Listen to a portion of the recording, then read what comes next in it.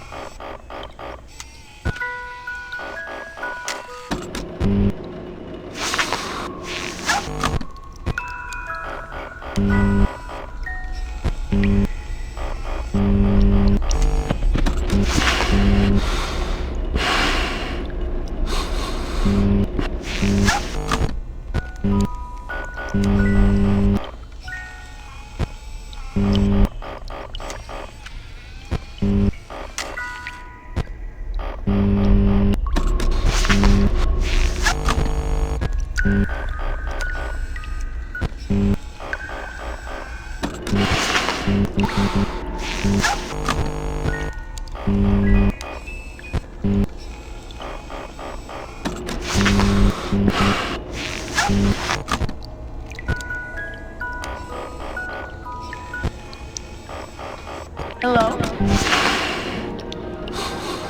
Hi.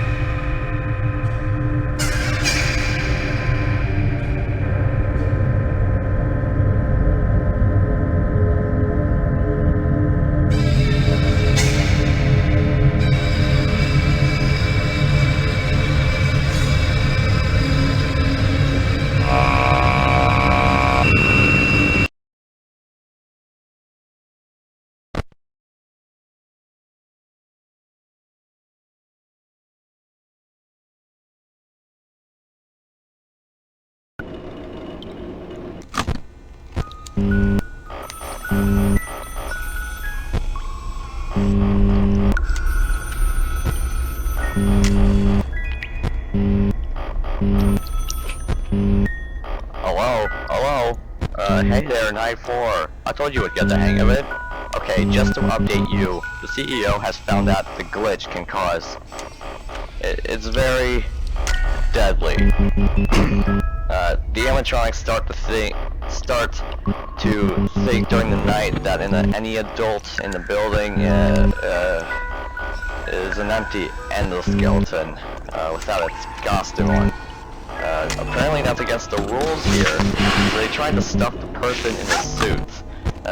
But the downside about that is that the suits are filled with wires and animatronic devices. Also, I forgot to mention a dog animatronic we have here. The children called him Doug. So I guess that's his name. I guess that's the name we're giving him. He follows with noise, so just make sure to make some noise when you see him in your camera view or in the far end of the hall. Also, someone wants to buy us out and rename our business, but the CEO refused to do that. Anyways, hang tight, all pass. Good night.